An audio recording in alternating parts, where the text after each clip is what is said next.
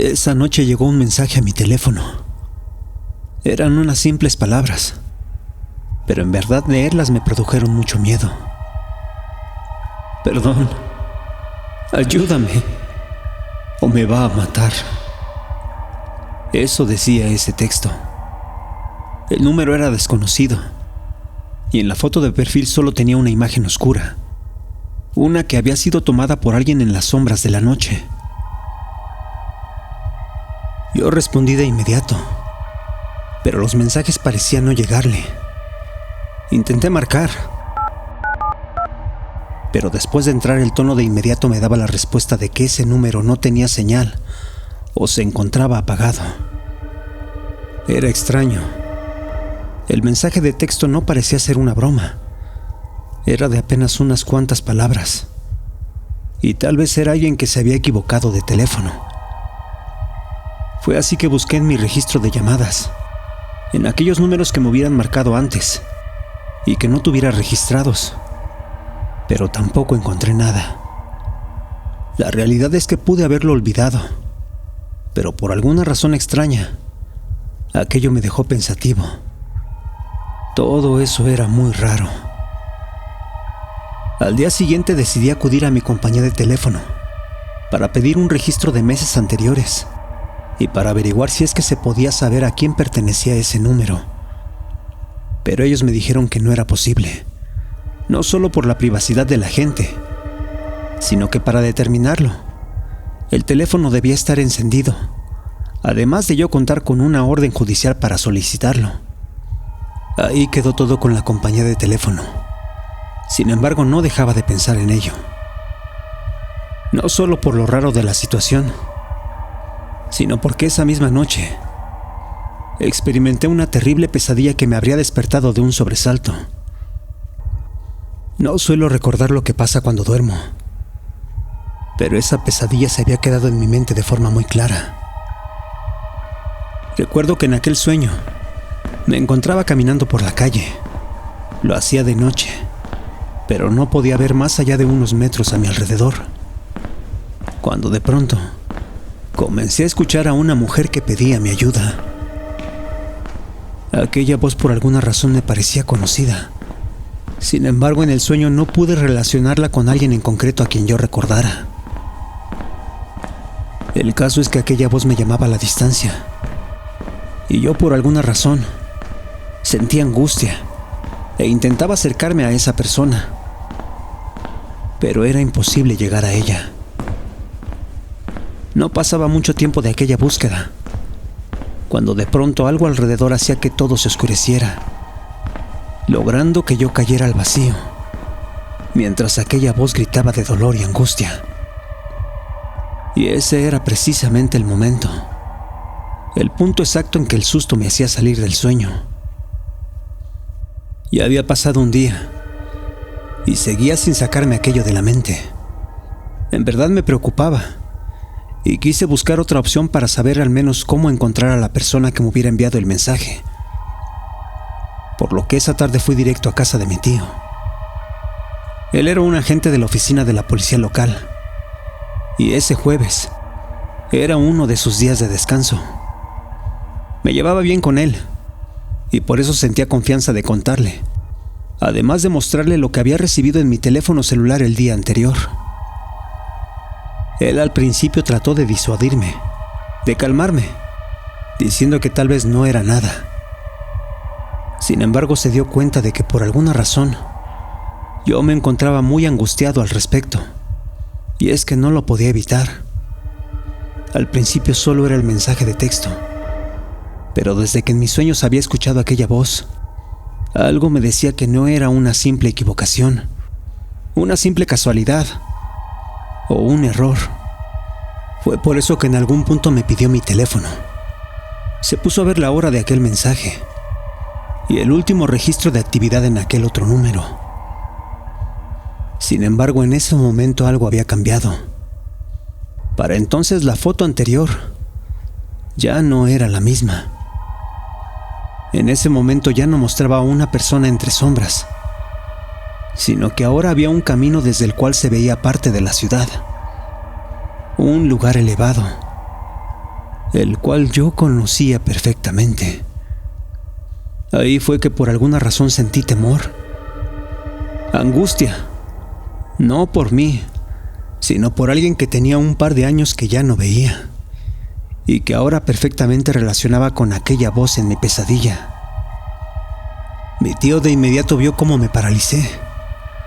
Seguramente mi color de piel habría cambiado en ese momento, porque a partir de que reconocí esa foto, él me dijo muy seriamente que tal vez debía llevarme a casa o directamente con algún médico. Sin embargo, yo me negué. Me aferré a decir que todo estaba bien, que solo había sentido un pequeño susto, ya que no solo reconocía la foto de aquel lugar, sino que ahora sabía muy bien quién me había mandado aquel mensaje. En un primer momento me despedí de mi tío para ir solo a buscar a aquella persona, pero él no me dejó. En verdad mi aspecto no era normal, y él, después de ver cuál era mi reacción, de ver que estaba aferrado a ir solo a ese lugar, fue que se ofreció a acompañarme, solo para cerciorarse de que no me fuera a sentir peor en el camino, o de que algo me pudiera ocurrir en aquel lugar. Y tenía razón.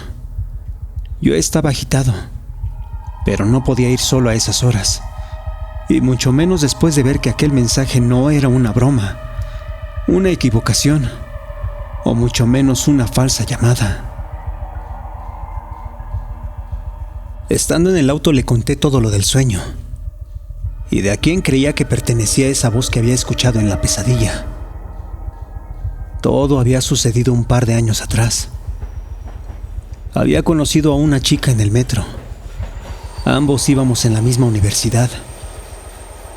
Y aunque semanas antes nos habíamos encontrado ocasionalmente, no fue sino hasta una noche en que, esperando el último vagón, ahí nos pusimos a platicar.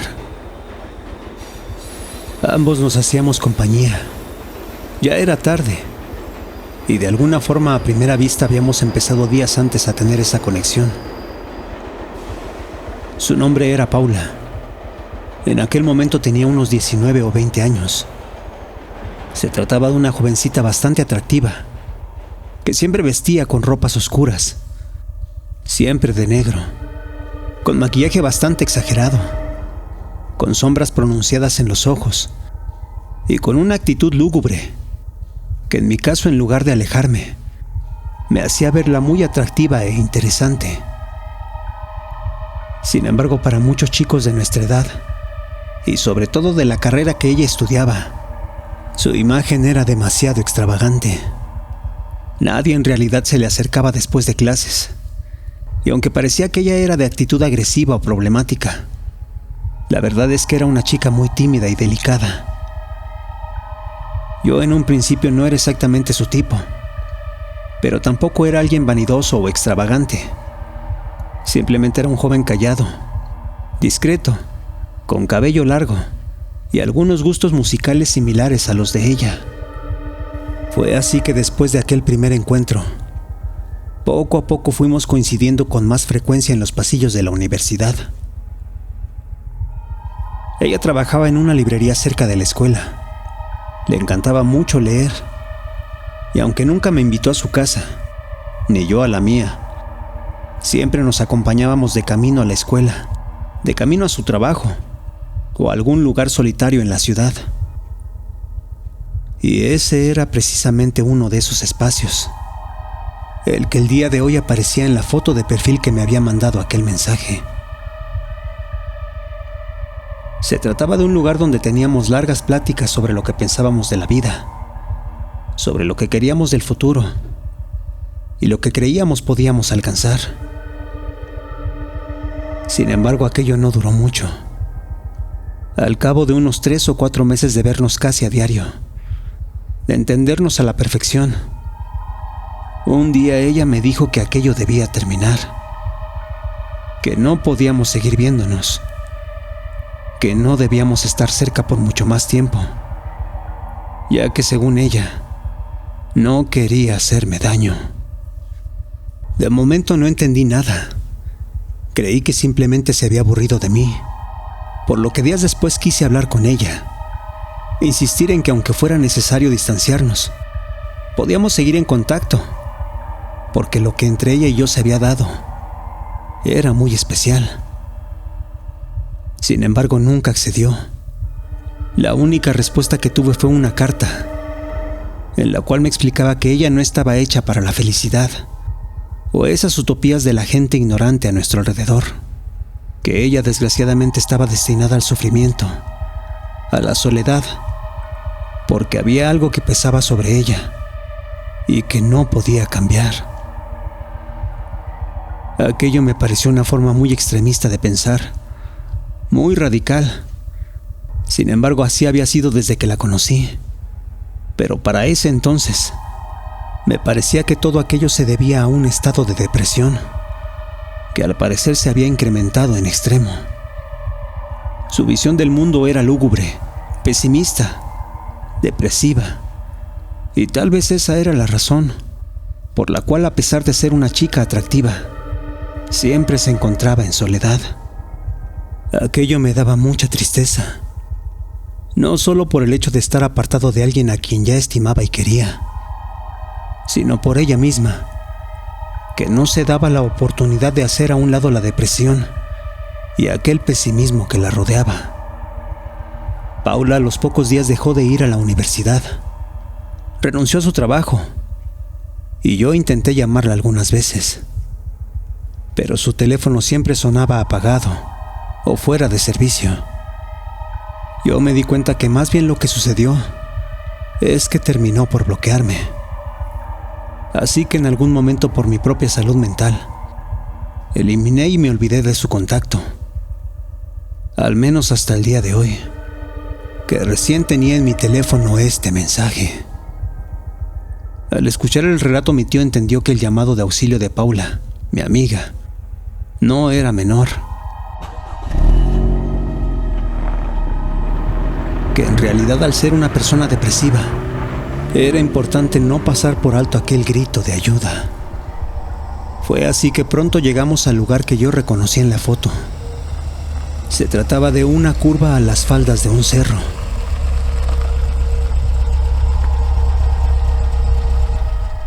Donde en una especie de mirador había árboles y lugares desde los cuales se podían observar las luces de la ciudad. Mi tío comenzó a estacionarse en aquella zona de descanso, y fue entonces que yo de inmediato quedé completamente impactado. Había algo en uno de los árboles que a primera vista no podía creer que fuera realidad. Se trataba de Paula, mi amiga, quien, colgada de uno de los árboles de aquel lugar, había ido ahí para quitarse la vida. Su cuerpo estaba sujetado por un cable de una de las ramas. El aire le hacía que se balanceara, mientras su hermoso cabello oscuro le cubría toda la cara. No lo podía creer. Aquello me hizo sentir que mi corazón se me comprimía en el pecho, y me sentí culpable por no haber llegado antes, por no haber conservado su número en mi teléfono, por no haber reconocido algo de ella en aquella foto, y por no haber entendido antes que tal vez era yo la única persona en el mundo a quien ella buscaría, porque sabía muy bien que era capaz de entender su depresión y sufrimiento. No sabía qué pensar, no sabía cómo reaccionar, y mi mente buscaba respuestas, mientras mi tío trataba de tranquilizarme para que aquello no me provocara algún trauma. Fue así que comencé a mirar su cuerpo, viendo cómo sus pies se balanceaban a unos metros del suelo, y no sé si por negación o por lógica, comencé a reflexionar cómo es que era posible que ella sola hubiera subido hasta aquella rama para después colgarse del cuello y terminar tan lejos del tronco del árbol.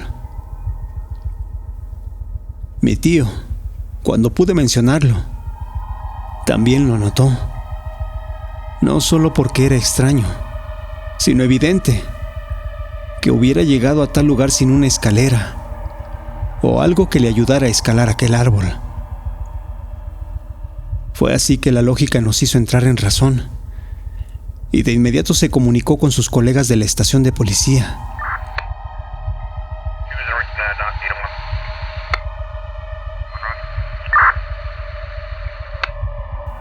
Pidió apoyo, tomó fotografías con su celular y puso su auto a medio camino, dejando los faros deslumbrando hacia la carretera, para que los autos que transitaran no fueran capaces de ver el cuerpo de Paula colgando de aquel árbol. Todo parecía hacerlo mediante un protocolo, por lo que hubo un momento en que se acercó para revisarle los bolsillos. Y fue ahí que justo cuando encontró una nota de papel en su chamarra, todo el grupo de apoyo por fin llegó al lugar. De pronto todo estaba lleno de policías, patrullas, una ambulancia y un equipo de forenses. De inmediato compañeros de mi tío comenzaron a tomarme la declaración. Y mi tío, por ser quien hizo el reporte, lo primero que hizo fue dar su informe de la situación, de cómo habíamos llegado y de por qué habíamos tenido esa información. Y no fue difícil de explicar. Al fin y al cabo yo tenía esos mensajes en mi celular, por lo que solo tuvimos que agregar que él me estaba acompañando para ir a visitar a mi amiga, para cerciorarnos de que ella estuviese bien, pero que evidentemente y por desgracia habíamos llegado demasiado tarde para ayudarla. En algún momento me dejaron junto a la ambulancia y ahí pude ver cómo es que comenzaban a registrarla, dándome cuenta de las marcas en su cuello y del aspecto de su piel, la cual estaba completamente pálida. Los peritos y detectives comenzaron a revisar en sus bolsillos y no encontraron absolutamente nada. Lo único que debió haber llevado consigo era esa nota que mi tío a escondidas ya me había entregado. Yo alcancé a esconderla en mi cartera, y para cuando terminaron de subir el cuerpo a la ambulancia, fue que pude aprovechar unos minutos que tuve a solas para leer las últimas palabras que recibiría de ella. ¿Y cuál sería mi agridulce sorpresa al darme cuenta que no estaba equivocado? Porque Paula y yo estábamos conectados. Y no solo aquel sueño en verdad lo había anunciado, sino que esta carta también lo habría confirmado. Fernando, fuiste el único ser en estos últimos años que supo entenderme. El único que me aceptó como era, sin ningún reproche, sin ningún prejuicio. Pero tuve que alejarme por tu propio bien, porque aquel que me habla por las noches insiste en que yo jamás podré ser feliz. Sin embargo, no siempre fue así. Viniste a dar algo de aire a mi vida, algo que bien podría decir era tranquilidad y felicidad, pero aquello estaba prohibido. Aquello era algo que él no me permitía.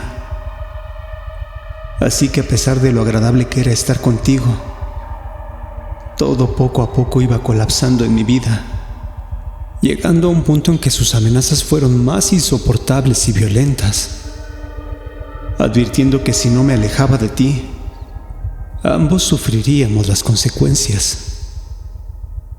Fue por esta razón que preferí irme lejos y así calmar sus amenazas.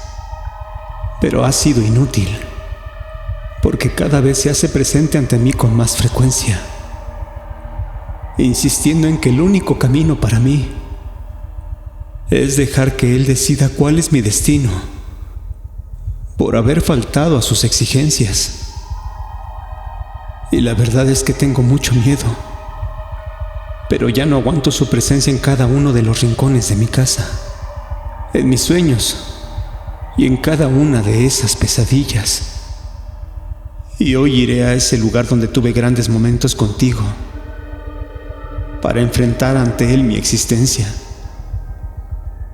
No sé si haya llegado mi momento, pero no me quiero ir de aquí sin decir lo que siento. Gracias, Fernando. Te quiero. Paula. No podía creerlo. No podía concebir cómo es que alguien la tenía amenazada. Cómo era que alguien la obligaba a hacer cosas en contra de su voluntad. Y cómo alguien seguramente estaba libre, mientras Paula había perdido la vida en ese lugar. Fue por eso que no me pude quedar con aquello.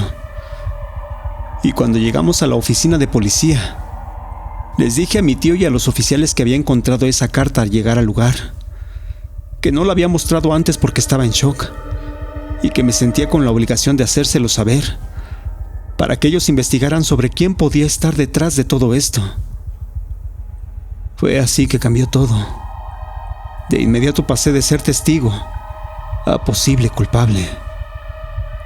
Mi tío también fue suspendido de inmediato para no intervenir con las indagaciones. Me hicieron más preguntas insistiendo ahora si sabía quién podía estar hablando en aquella carta. Sin embargo, no había más respuestas, más de lo que yo ya les había contado. Hicieron muchas diligencias. Verificaron que fuera la escritura de Paula. Revisaron las cámaras de seguridad de ese día. Y por fortuna rápidamente se dieron cuenta que todo lo que habíamos narrado mi tío y yo era la pura verdad. Pero esas pruebas no serían las únicas que me liberarían de toda culpabilidad y sospecha, sino que pronto se daría un nuevo hallazgo. Uno de otra chica más asesinada en un nuevo árbol, ahorcada en circunstancias similares, y la cual, al igual que Paula, dejaría una nota de suicidio entre sus ropas.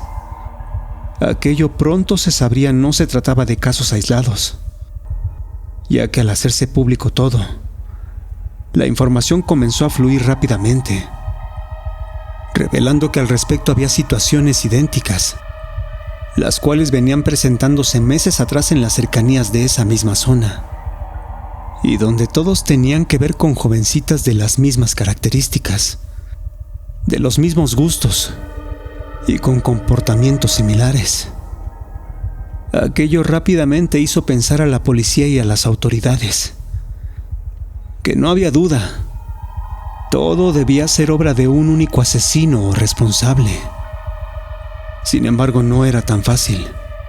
La policía no podía recabar una sola pista que apuntara a ello. Solo se topaban con los cuerpos colgados en árboles, sin rastros de que hubieran sido obligados a quitarse la vida, y donde todo, al menos por las evidencias, mostraba que cada suicidio había sido sin la ayuda de nadie, al menos de manera física. Todo era un enigma indescifrable, el cual dio como resultado un total de 8 muertes en esas mismas condiciones. La policía en algún momento manejó la posibilidad de que aquello se tratara de un culto religioso, o que incluso se tratara de algún reto viral, pero por falta de evidencias, aquello simplemente quedó en el olvido. Años más tarde pregunté a un amigo psicólogo qué podía ser aquello, a qué se podía deber que un grupo de jovencitas con toda la vida por delante atentara contra su propia existencia de esa manera. Y me aseguró que no era tan descabellado. Para gente que sabe manipular, es muy fácil hacer que alguien en terribles momentos de depresión e inseguridad puedan llegar a cometer esos actos sin pensar en las consecuencias. Al parecer tenía explicación. Sin embargo, nunca me pude sacar esa idea de la cabeza. Claro que tenía lógica, porque Paula efectivamente era insegura, depresiva, y al menos en su carta algo de eso ya lo exponía. Fue así que pasaron los años, y cuando creí que todo ya se había olvidado, que ya se había resuelto, fue que casi por casualidad acudí a un viaje a Veracruz, donde por azares del destino conocí a una anciana que sabía leer la mano. Yo, escéptico, acepté su ofrecimiento. Lo vi como una broma, o algo a lo cual podría seguir el juego. Pero ¿cuál fue mi sorpresa al ver que aquella mujer observaba mi mano y de pronto de la nada cambiaba por completo su expresión. Aquella mujer, quien en un principio parecía solo querer ganarse unas monedas, ahora muy seriamente me decía con cuidado que de mi pasado había una muerte la cual no era exactamente como yo pensaba. Al oír esas palabras, de inmediato mi actitud cambió. Aquello que yo creía era un juego, ahora me tenía intrigado, inquieto y completamente atemorizado. La anciana de inmediato lo notó y me dijo que no tuviera miedo, que si me decía esto era precisamente para entender que yo debía estar tranquilo. De inmediato pregunté a qué se refería, a qué quería llegar con traer de vuelta algo que yo ya había superado, algo que incluso entendía. Era una decisión personal de alguien que hoy ya no estaba a mi lado. Y fue entonces que ella se explicó que efectivamente lo que yo sabía de Paula era cierto, que ella por su estado mental era muy fácil de ser manipulada, pero que su suicidio no había sido del todo una decisión solamente de ella, sino que había alguien que la había estado orillando a tomar esa decisión. Fue ahí que toda mi percepción cambió. La mujer me dijo que no se trataba de un hombre o un ser vivo, sino de una entidad, un demonio que la había estado manipulando por mucho tiempo. No podía creerlo. No tenía sentido. Y fue ahí que ella me dijo que no pensara tanto en ello, que yo debía recordarla con mucho cariño, pero que también debía saber que era ella misma quien lo había invocado, quien lo había llamado a su vida, incluso mucho antes de conocerme, y que esa, por más increíble que pareciera, era la verdadera y única razón de su trágico destino. Aquello me dejó helado. Yo sabía que Paula solía realizar rituales o invocaciones en su casa, pero nunca creí que estas fueran reales o peligrosas. Sin embargo, así fue. Ahora no sé qué pensar. Si es que ella en verdad decidió escapar de aquel ente que la acosaba, o si es que éste la obligó a quitarse la vida para quedarse con su alma. Sé que no soy culpable de ello, pero es algo que jamás podré olvidar, porque creo que morir a causa del diablo es lo más triste que un ser humano jamás debería de enfrentar.